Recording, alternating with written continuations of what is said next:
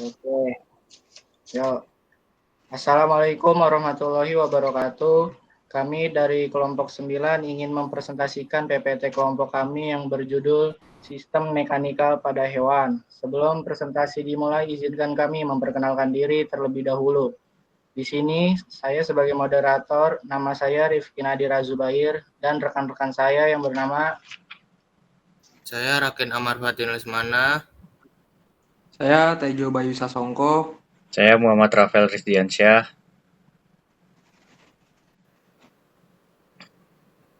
Oke, baik. Langsung saja kita mulai presentasi di siang hari ini. Mengapa kita perlu mempelajari hewan?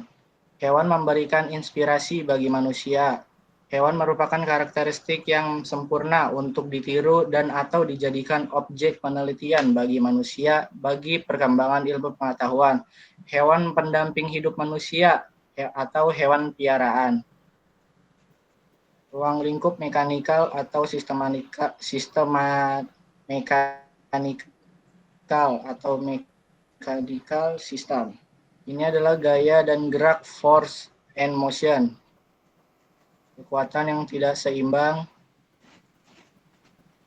jenis-jenis gerak. The movements of animals. Ketika otot berkontraksi, mereka menghasilkan gerakan.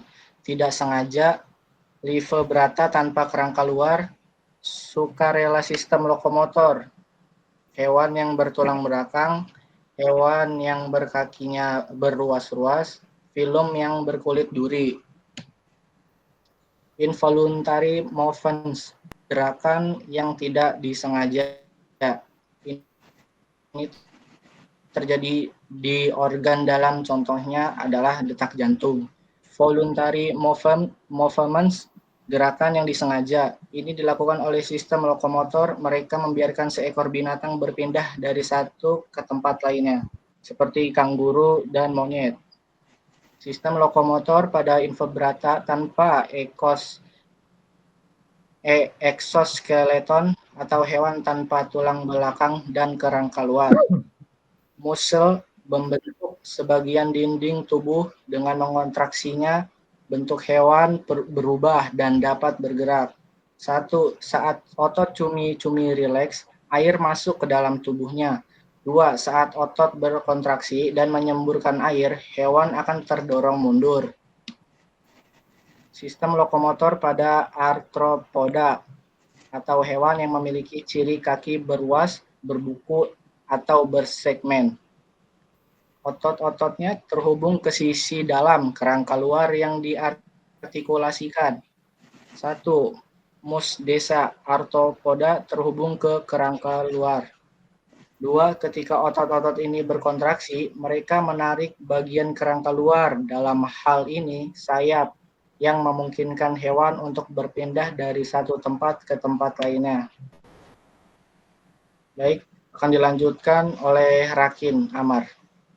The locomotor system in echinoderm atau hewan laut tanpa tulang belakang yang kulitnya berduri, berbentuk simetri radial, lazimnya pantemeral atau terbagi 5. Otot-otot mereka terhubung dengan sistem tabung dan ampula atau kantung berisi air yang dikenal sebagai sistem ambulakral.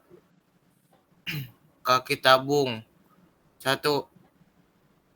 Tekanan pada ampula mendorong kaki tabung keluar dari tubuh hewan. 2. Bintang laut bergerak. Sistem lokomotor pada vertebrata atau hewan bertulang belakang. Ototnya melekat pada bagian kerangka internal. 1. Otot berkontraksi dan menarik tulang. 2. Anggota badannya bergerak, begitu pula hewannya. Ini ada foto hewan kesamaan mekanik. kesamaan geometris. Dua bangun secara geometris serupa jika salah satu dapat dibuat identik dengan yang lain dengan mengalihkan semua dimensi panjang dengan faktor yang sama. Misalnya, segitiga dengan sisi 3, 4, dan 5 cm secara geometris serupa dengan segitiga dengan sisi 6, 8, dan 10 cm. Bayangkan dua hewan yang secara geometris serupa atau sama lain. Yang satu merupakan model setengah skala, yang satu ditemukan. Ulang-ulang, Cok.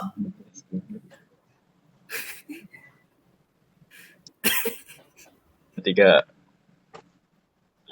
Kesamaan geometris. Dua bangun secara geometris serupa jika salah satu dapat dibuat identik dengan yang lain dengan mengalihkan semua dimensi panjang dengan faktor yang sama.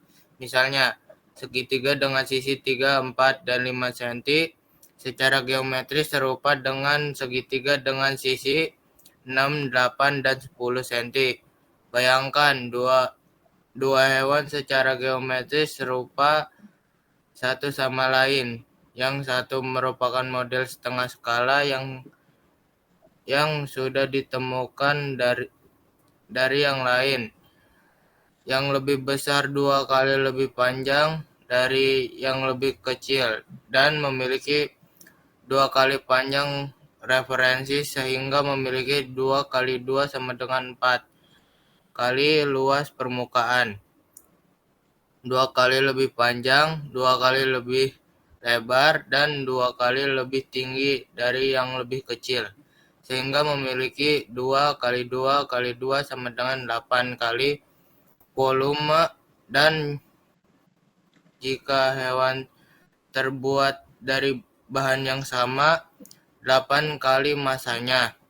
Secara umum, hewan yang secara geometris serupa atau objek lain memiliki luas yang proporsional dengan panjang dan volume yang proporsional dengan panjang, dan jika terbuat dari bahan yang sama, mereka memiliki massa yang juga proporsional dengan panjang. Ini menyiratkan bahwa panjang berbanding lurus dengan massa dan luas berbanding lurus dengan massa. Kesamaan geometris. Kesamaan dinamis. 1.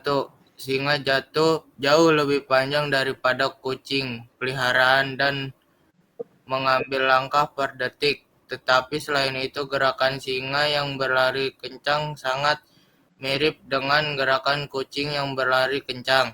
Ikan salmon besar mengepakkan ekornya pada frekuensi yang lebih rendah daripada ikan kecil, tetapi mungkin meninggalkan pola pusaran yang sama di belakangnya.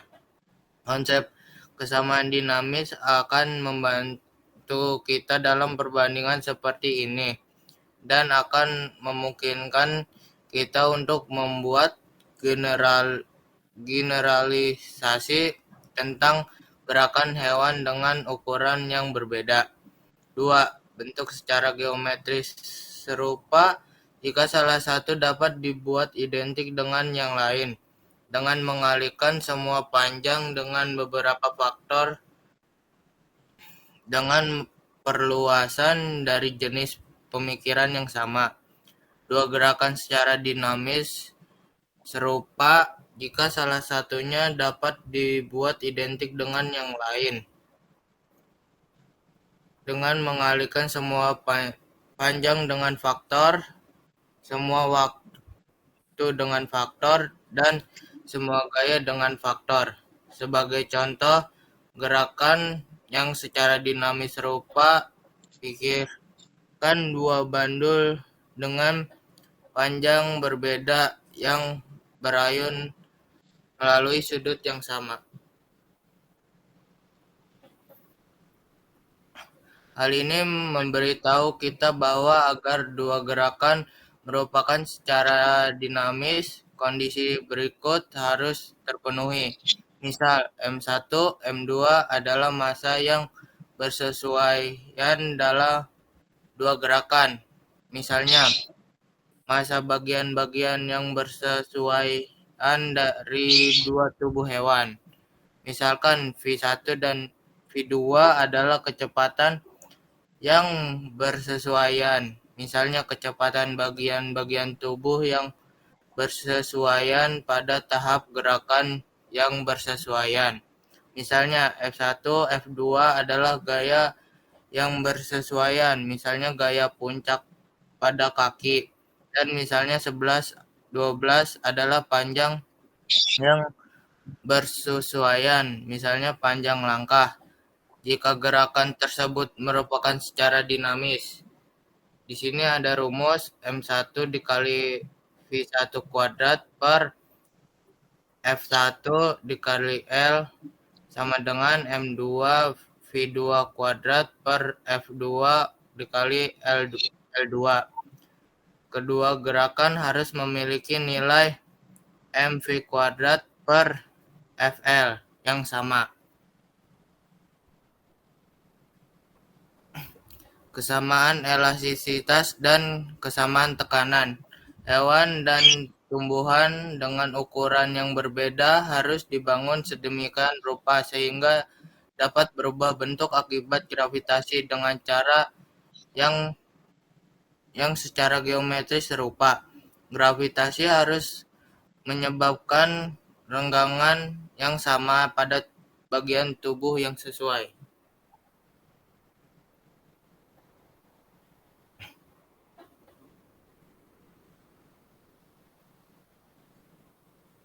Selanjutnya akan dibacakan oleh rekan saya.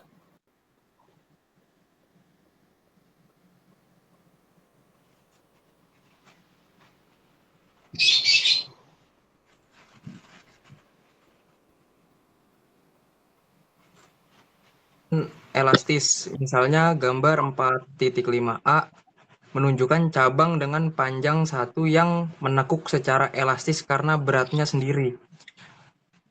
Menekan ujungnya sebesar AH. Teori kesamaan elastis memprediksi bahwa cabang dengan ukuran yang berbeda akan memiliki nilai AH atau I yang sama. Teori ini menarik untuk pohon. Gravitasi adalah salah satu gaya utama yang harus mereka tahan, atau yang lainnya adalah tarikan yang diberikan oleh angin. Energi yang dibutuhkan untuk membutuhkan cabang yang tipis lebih sedikit daripada menumbuhkan cabang yang tebal dengan panjang yang sama, tetapi cabang yang terlalu tipis akan menekuk sedemikian rupa sehingga daunnya tidak berada pada posisi yang tepat untuk menerima sinar matahari. Tampaknya kemungkinan kompromi yang optimal akan menghasilkan cabang dengan ukuran yang berbeda, yang secara elastis serupa. Gambar 4.6a menggambarkan hewan darat berkaki satu imajiner yang akan membantu kita untuk mengerjakan bagaimana kesamaan tegangan dapat terjadi. Gaya vertikal yang sama dengan berat hewan mg bekerja pada kaki, memberikan momen mgs dalam 8 pada sendi di tengah kaki. Otot memiliki luas penampang A dan memiliki momen AM terhadap sendi. Jadi ketika otot memberikan tekanan pada gaya tersebut adalah AG dan momen terhadap sendi adalah AOR. Menyeimbangkan momen terhadap sendi menghasilkan FIG. Geser tadi kayak yang sebelah awal. Nah, FIG 4.5 diagram Benz NB. Next. Kesamaan tekanan. Jika hewan dengan ukuran yang berbeda secara geometris serupa, A akan sebanding dengan massa tubuh 2/3 dan R akan sebanding dengan massa tubuh 1/3 dan akan konstan. Tekanan pada gajah seberat 3.000 kg akan 10 kali lebih tinggi daripada kelinci seberat 3 kg. Next. Gaya Mg pada kaki memiliki komponen aksial Mg cos E sepanjang tulang tungkai bawah dan komponen transversal Mg sin tegak lurus terhadapnya. Komponen aksial menekan tulang sepanjang-panjangnya dan komponen transversal membengkokkannya. Arma A komponen transversal gaya pada gambar 4.6a memberikan momen lentur pada tulang tungkai bawah yang meningkat dari 0 pada ujung distal tulang hingga nilai maksimum dosis utama yang ditekuk. Adalah momen lentur atau modulus penampang. Modulus penampang adalah besar yang bergantung pada diameter dan bentuk penampang melintang. Untuk penampang melintang dengan bentuk yang sama, besaran ini sebanding dengan diameter 3. Jadi tegangan puncak pada tulang sebanding dengan MGF atau D3 dalam. Jika hewan dengan ukuran yang berbeda secara geometris mirip satu sama lain, F dan D keduanya akan proporsional. Next. Walking, running, and hopping, berjalan, berlatih, dan melompat. Next. Climbing and jumping, atau memanjat dan melompat. Next. Crawling and burrowing, atau merangkak dan menggali. Next. Reptil. Ular menggunakan gaya berjalan yang berbeda, gerak melingkar untuk merangkak di sepanjang saluran sempit. Ini adalah bentuk merangkak dengan dua jangkar, di mana bagian anterior dan posterior tubuh dijangkarkan secara bergantian, dengan bagian interior ditekuk untuk menjepit MA di sisi saluran. Bagian posterior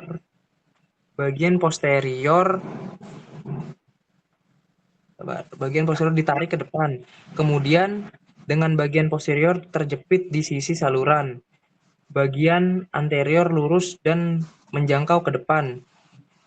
Jane dan Davis 1991 memfilmkan koluber dengan massa rata-rata 118 gram atau panjang 0,94 meter merangkak di treadmill yang dibentuk sebagai saluran melingkar, cukup sempit untuk mendorong mereka menggunakan gaya merangkak melingkar.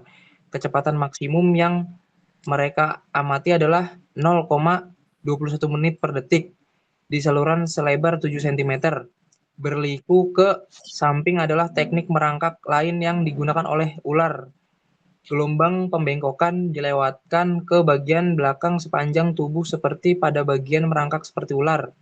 Tetapi tubuh tidak meluncur di atas tanah. Sebaliknya, setiap bagian tubuh diangkat dari satu tempat istirahat ke tempat istirahat berikutnya.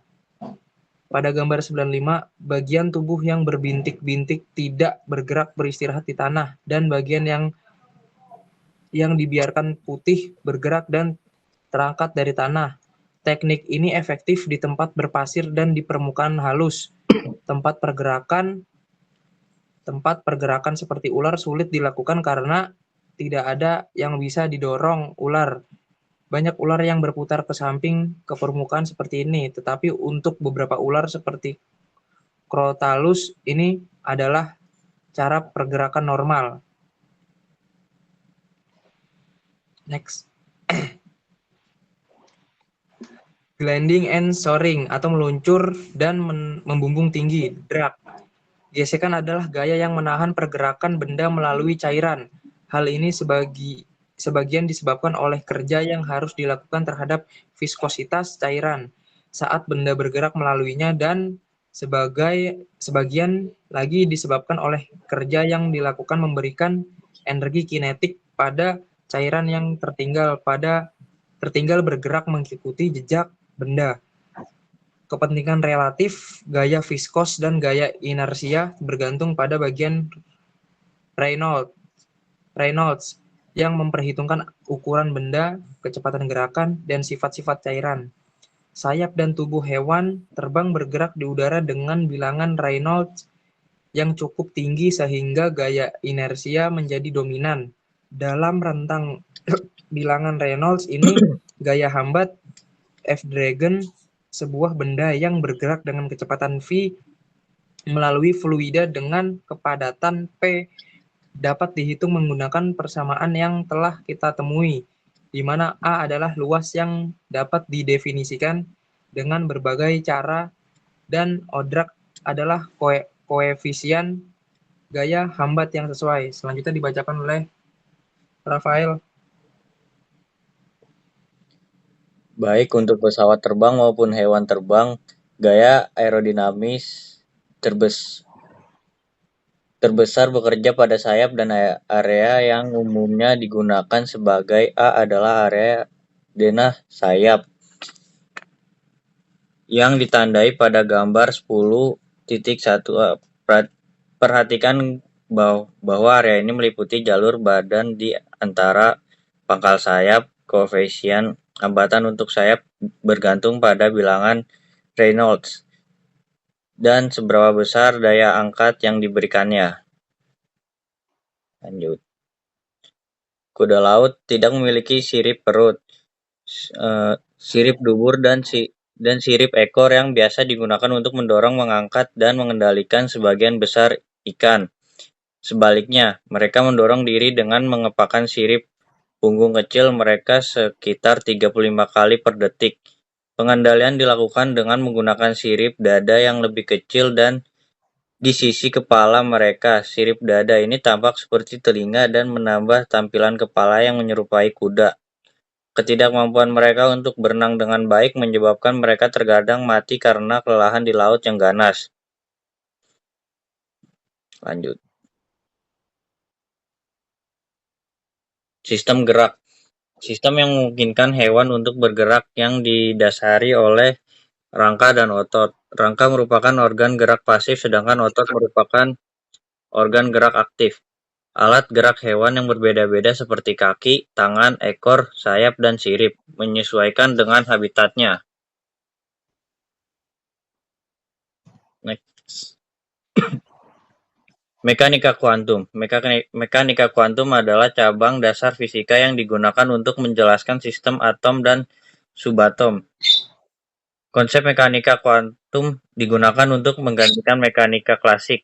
Mekanika kuantum berada dalam superposisi kuantum sehingga tidak bersesuaian dengan fisika klasik. Mekanika kuantum digunakan untuk menyusun kerangka acuan matematika untuk fisika atom, fisika molekular, kimia komputasi, kimia kuantum, fisika partikel, dan fisika nuklir. Konsep utama yang dikemukakan dalam mekanika kuantum adalah teori medan kuantum dan fisika kuantum dan relativitas umum. Pernyataan umum dari mekanika kuantum adalah bahwa energi itu tidak berkesinambungan, tetapi tersusun dalam paket atau kuanta yang diskrit. Lanjut.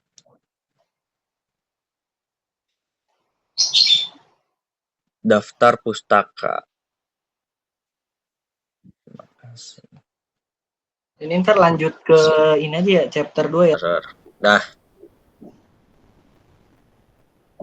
Baik, PPT yang kedua masih sama dengan sistem mekanika hewan chapter 2. Next. Drag and life pada burung dan pesawat terbang. Next. Lift, hambatan bekerja langsung ke belakang sepanjang arah gerakan melalui udara. Gaya aerodinamis pada hewan simetris yang bergerak sepanjang sumbu simetrinya sepenuhnya merupakan hambatan. Namun, jika benda tersebut asimetris atau bergerak pada sudut terhadap sumbu simetrinya, komponen gaya aerodinamis dapat bekerja pada sudut tegak lurus terhadap arah gerakan. Satu gaya ini yang disebut daya angkat dapat jauh lebih besar daripada hambatan. Dua gaya ini menjaga pesawat terbang dan hewan terbang tetap berada di udara. Tiga, aerofil adalah struktur yang dirancang untuk memberikan daya angkat tinggi dan hambatan rendah seperti sayap pesawat terbang dan burung. 4. Daya angkat pada aerofoil pada bidang-bidang sebuah pesawat bergerak dengan kecepatan v melalui udara dengan kepadatan P, di mana C lift adalah koefisien gaya angkat. Perhatikan bahwa persamaan ini memiliki bentuk yang sama dengan persamaan untuk gaya hambat. Next. Gaya angkat dapat dijelaskan dengan dua cara yang sebenarnya hanyalah dua cara berbeda untuk mengungkapkan hal yang sama. Berikut adalah cara pertama, gambar 10.2a menunjukkan sebuah aerofoil yang terlihat di bagian ini akan lebih mudah untuk menulis seolah-olah aerofoil itu diam dan udara bergerak. Tetapi efeknya tidak akan berbeda jika yang terjadi adalah sebaliknya. Yang penting adalah kecepatan udara relatif terhadap aerofoil. 1. Aerofoil ditunjukkan miring pada sudut serang A ke arah udara yang mendekat. Kemiringan ini dan bentuknya yang asimetris atau dengan permukaan atas lebih melengkung daripada bagian bawah memiliki efek membelokkan udara ke bawah. 2. Udara diberikan momentum ke bawah sehingga aerofoil harus memberikan gaya ke bawah pada udara dan udara harus memberikan gaya ke atas pada aerofoil. 3. Kita dapat membuat perhitungan yang cukup akurat tentang daya angkat jika kita berasumsi bahwa aerofoil hanya membelokkan udara yang melewati lingkaran, yang lebar sayapnya S adalah diameternya. 4. Luas lingkaran ini adalah S kuadrat per 4. Jadi, jika udara dengan massa jenis P melewatinya dengan kecepatan V, maka massa udara yang dibelokkan tiap satuan waktu adalah I PV C 2/4. 5. Membiarkan udara ini dibelokkan melalui sudut sehingga diberikan kecepatan ke bawah V tan. Yang keenam, momentum adalah massa dikalikan dengan kecepatan. Jadi, laju perubahan momentum adalah massa dikalikan dengan percepatan, yang menurut hukum gerak kedua Newton sama dengan gaya. Next. Lanjut, yaitu ada laju udara yang diberi momentum ke bawah atau massa yang dibelokkan dalam satuan waktu dikalikan dengan kecepatan ke bawah adalah Pi PV 282/4 atau tan. Ini sama dengan lift. Cara kedua untuk menjelaskan lift bergantung pada prinsip Bernoulli, salah satu prinsip dasar aerodinamika. Prinsip Bernoulli berlaku untuk aliran tetap sepanjang garis arus. Aliran di sekitar benda digambarkan sebagai tetap jika kecepatan pada titik tertentu atau relatif terhadap benda selalu sama meskipun partikel fluida dapat bertambah cepat dan melambat saat bergerak. Garis arus adalah kurva yang arahnya di mana-mana sama dengan arah aliran fluida dalam aliran tetap. Partikel-partikel fluida bergerak sepanjang garis arus. Garis putus-putus dengan anak panah di atasnya pada gambar 10.2c adalah garis arus.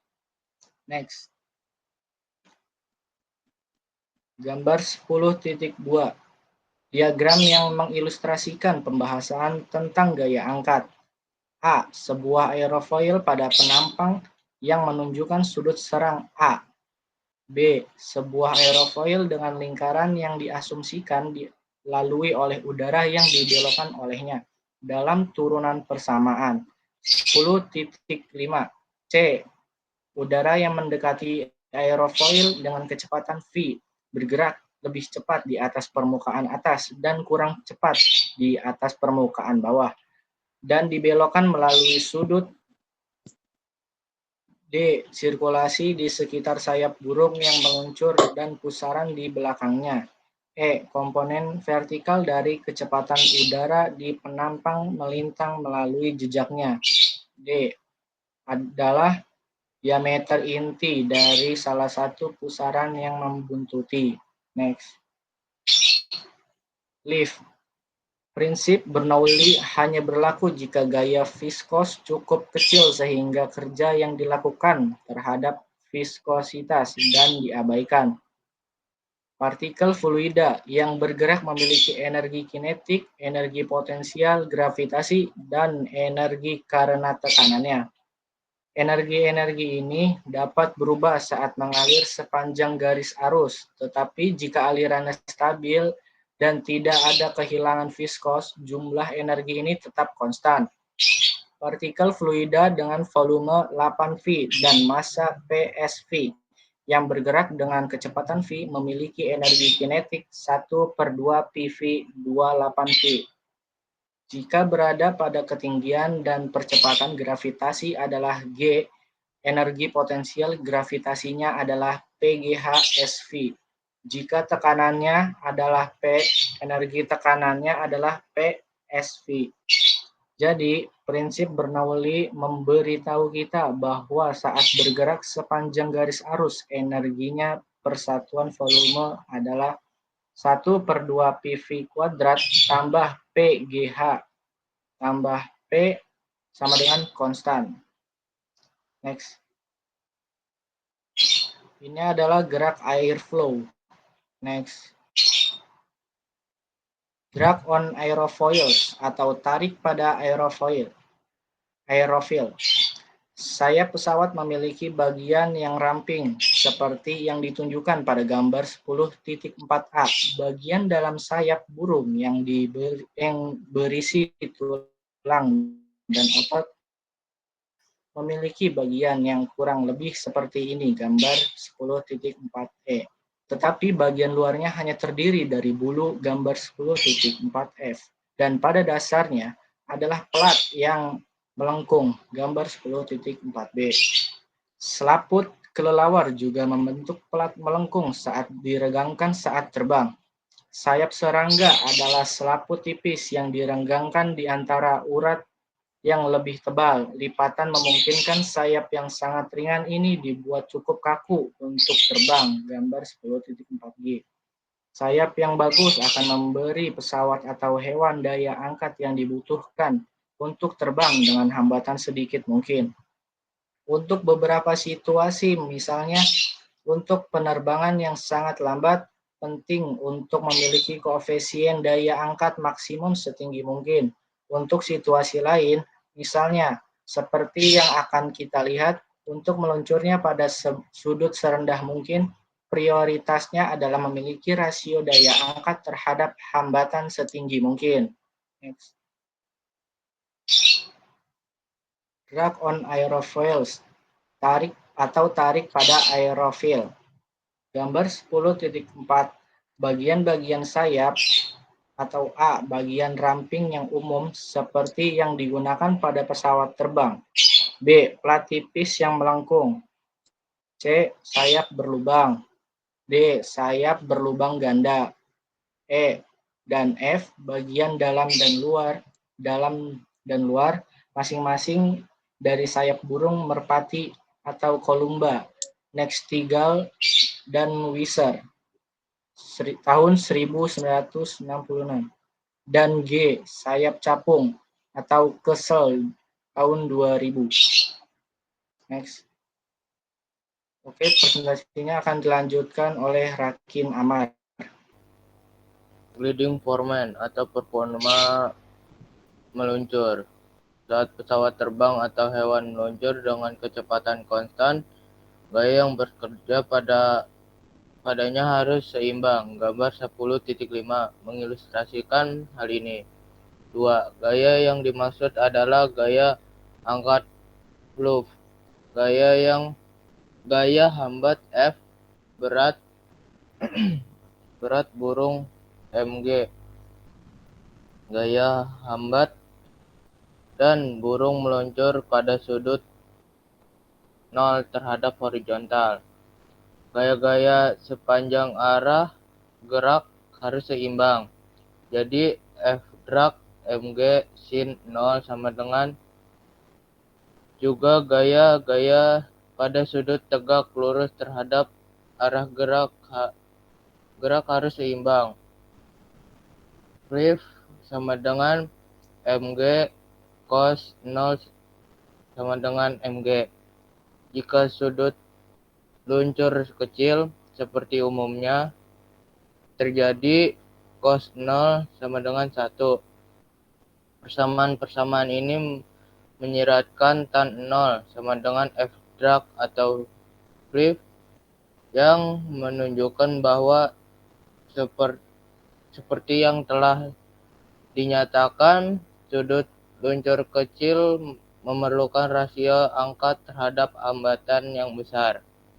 Akhirnya, untuk keseimbangan resultan gaya angkat dan gaya hambat harus sejalan dengan berat burung, yang menyiratkan bahwa pusat tekanan tempat gaya angkat dan gaya hambat dapat dianggap bekerja harus vertikal di atas pusat massa. Burung dapat menyesuaikan sudut meluncurnya dengan menggerakkan sayapnya ke depan atau ke belakang. Semakin jauh sayap dipegang ke belakang, semakin curam meluncurannya.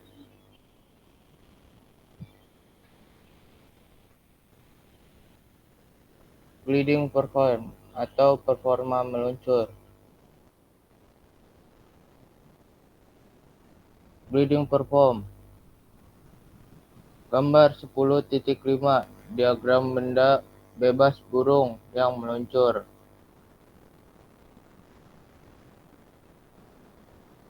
Soaryang atau melambung.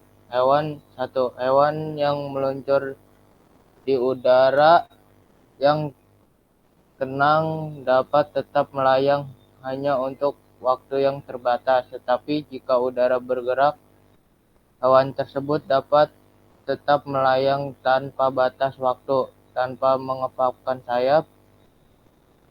Penggunaan gerakan udara untuk mempertahankan penerbangan meluncur disebut melayang. 2. Hewan menggunakan setidaknya 4 teknik melayang. Yang pertama, melayang di lereng. 2. Melayang di udara. 3. Melayang di atas gradien angin. Dan yang keempat, melayang di atas jangkar laut. 3. Dua teknik pertama adalah yang paling banyak digunakan dan paling banyak dipelajari. Jadi uraian berikut terutama tentang teknik-teknik tersebut. Slope soaring atau lereng melonjak. Terbang tinggi di lereng dapat dilakukan dimanapun. Angin dibelokkan ke atas misalnya oleh lereng bukit, bangunan, atau gelombang. Jika hewan dapat meluncur sedemikian rupa sehingga laju tenggelamnya relatif terhadap udara tidak lebih besar daripada laju udara naik relatif terhadap tanah, ia dapat tetap berada di udara tanpa batas waktu harus mengepakkan sayapnya. Gambar 10.8 diagram lereng burung yang terbang di sepanjang gelombang dari Alexander tahun 1989 B. Thermal soaring atau terbang termal. Melonjaknya suhu udara tidak bergantung pada angin, tetapi pada arus konveksi. Radiasi matahari dapat memanaskan tanah hingga jauh di atas suhu udara. Udara yang dekat dengan permukaan dipanaskan oleh tanah, sehingga menjadi kurang padat dibanding udara yang lebih dingin di atas. Akibatnya udara yang dipanaskan naik dalam bentuk kolom, seperti arus konveksi dalam cairan dalam panci yang dipanaskan. Thermal soaring.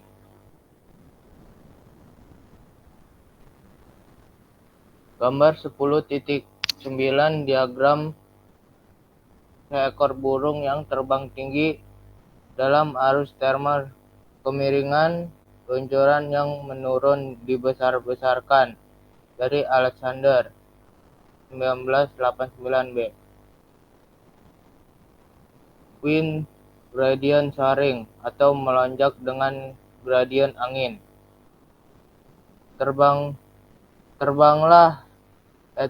layangan gradien angin atau juga disebut terbang layang dinamis adalah teknik yang terkadang digunakan oleh burung albatros atau Wilson 1979. Teknik ini bergantung pada dua prinsip. Pertama, kecepatan angin umumnya lebih rendah di dekat tanah atau permukaan laut daripada di tempat yang lebih tinggi. Kedua, ada kemungkinan untuk menambah ketinggian saat meluncur dengan mengobarkan kecepatan. Wind gradient soaring. Di offshore soaring atau jangkar laut melambung. Melonjak dengan jangkar laut merupakan teknik yang digunakan oleh burung petrel badai atau ocean nites untuk menjaga agar dirinya tetap melayang tepat di atas permukaan laut saat mereka mencari ikan kecil dan cumi-cumi yang menjadi makanannya. Twitter 1979, Sugimoto 1998.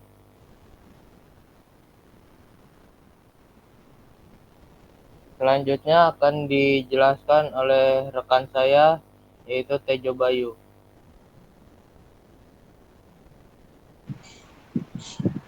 Hovering atau melayang. Melayang berarti terbang agar tetap diam relatif terhadap udara di sekitarnya. Aliran udara di sekitar hewan yang melayang.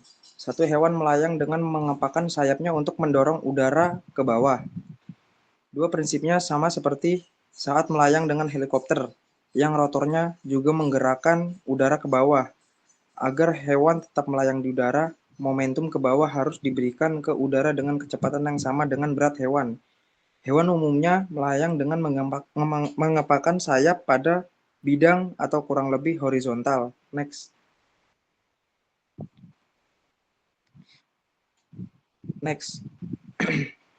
Airflow around hovering animals. Setiap sayap memiliki panjang dan mengepak melalui sudut O, sehingga udara yang dipercepat oleh sayap melewati dua sektor lingkaran yang ditunjukkan pada gambar 11.1b. Kita akan mengabaikan pergerakan sayap dan menganggap sektor sebagai aktuator yang menerapkan perubahan tekanan tiba-tiba pada udara yang melewatinya. Awalnya udara ini diam, kepadatannya adalah P, dan luas total kedua sektor adalah pangkat 2. Udara melewati sektor tersebut dengan kecepatan V dan akhirnya mencapai kecepatan jauh di bawah hewan. Jadi, massa udara yang dipercepat dalam satuan waktu adalah Prof. Dan laju pemberian momentum pada udara ini adalah PR pangkat 2 Profin Warp. Ini harus sama dengan berat hewan atau mg. Sebagian besar daya yang dibutuhkan untuk melayang adalah daya induksi, yaitu daya yang dibutuhkan untuk memberikan energi kinetik ke udara yang dipercepat.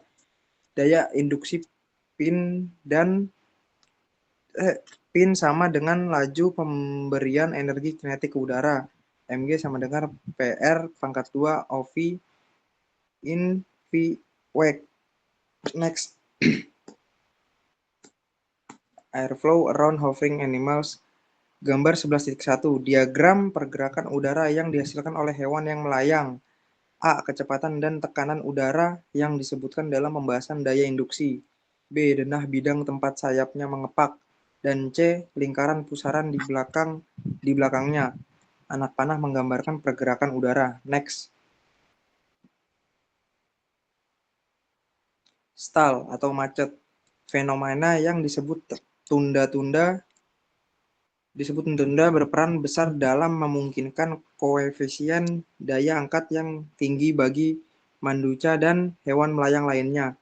Gambar 11.4a menunjukkan aliran udara di atas aerofoil yang ramping seperti sayap pesawat terbang pada sudut serang sedang. Aliran tersebut menempel erat pada permukaan aerofoil. Akan tetapi, jika aerofoil berupa plat tipis dengan ujung depan yang tajam atau jika sudut serangnya tinggi atau keduanya, pola aliran yang ditunjukkan pada gambar 11.4b akan berkembang. Aliran di atas permukaan atas terpisah dari tepi depan dan menempel kembali lebih jauh ke belakang, menjebak pusaran tepi depan tempat udara bersirkulasi seperti yang ditunjukkan. Awalnya setelah aerofoil mulai bergerak dari selebihnya, pusarannya kecil dan daya angkatnya kecil. Next.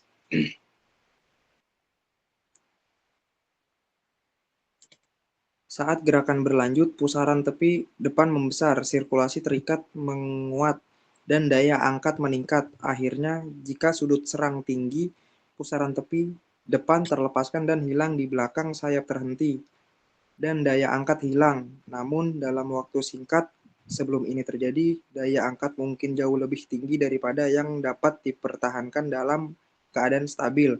Udara dalam pusaran mengalir dalam spiral berbentuk kerucut.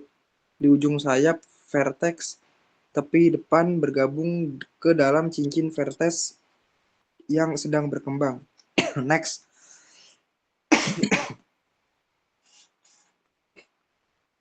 Gambar 11.4a, aliran di sekitar aerofoil yang meramping pada sudut serang sedang. B. Aliran di sekitar aerofoil dengan ujung depan yang tajam dan sudut serang tinggi. C. Aliran di sekitar sayap ngengat yang melayang. Next. Hewan air.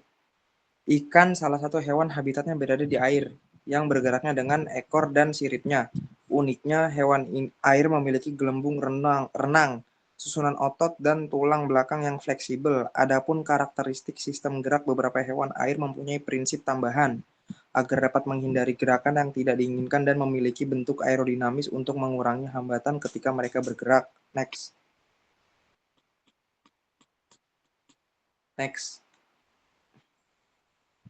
Contoh gerak hewan air.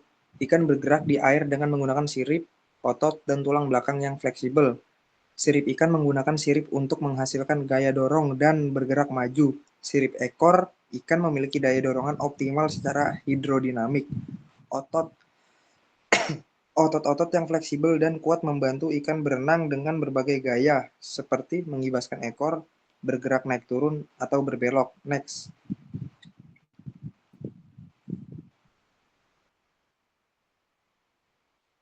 Tulang belakang. Ikan memiliki tulang belakang yang fleksibel untuk mendorong ekor ikan di dalam air. Tulang ikan juga berfungsi menjaga akselerasi dan stabilitas ikan. Gelembung renang. Ikan sering mengeluarkan gelembung renang untuk mengatur gerakan naik turun. Tubuh aerodinamis. Tubuh ikan yang aerodinamis atau hidrodinamis memudahkan untuk bergerak dengan lancar di dalam air. Next. Gerak lateral. Ikan menghasilkan gaya dorong ke depan dengan gerakan lateral pada tubuh dan sirip ekornya. Sistem gerak hewan didasari oleh rangka dan otot-otot. Rangka disebut juga dengan organ gerak pasif, sedangkan otot disebut dengan organ gerak aktif. Selanjutnya dibacakan oleh rekan saya, Rafael.